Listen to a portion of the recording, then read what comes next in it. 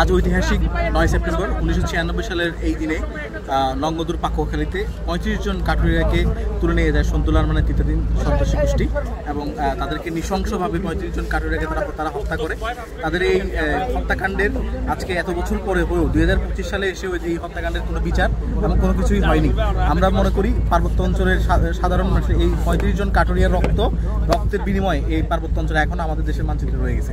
শুধুমাত্র এই যতগুলো গণহত্যা তারা ঘটিয়েছে সে সকল দেশপ্রেমিক মানুষের যে রক্তের বিনিময়ে আজকে আমরা এখনো পর্যন্ত এই ভূখণ্ডকে আমাদের সাথে বাংলাদেশের অংশ পেয়েছি।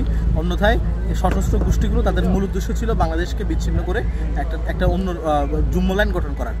সেই ষড়যন্ত্র রুখে দিতে গিয়ে জীবন দিতে হয়েছে অনেক নিরীহ বাঙালিকে। আজকে সেই রকম একটা গণহত্যা 1996 সালের 9 সেপ্টেম্বর 35 কাঠুরিয়াকে তারা 7 সেপ্টেম্বর তুলে নিয়ে গিয়ে 9 সেপ্টেম্বর সবাইকে গণহারে তাদেরকে তারা হত্যা করে ব্রাশ ফায়ার করে মেরে ফেলে সন্তুল আরমান। এই হত্যার বিচার এখনো হয়নি। আমরা আন্তর্জাতিক মহলে দৃষ্টি আকর্ষণ করছি, সরকারের দৃষ্টি আকর্ষণ করছি এই হত্যার জন্য হলেও সন্তুল আরমানকে ফাঁসিতে ঝুলানো উচিত।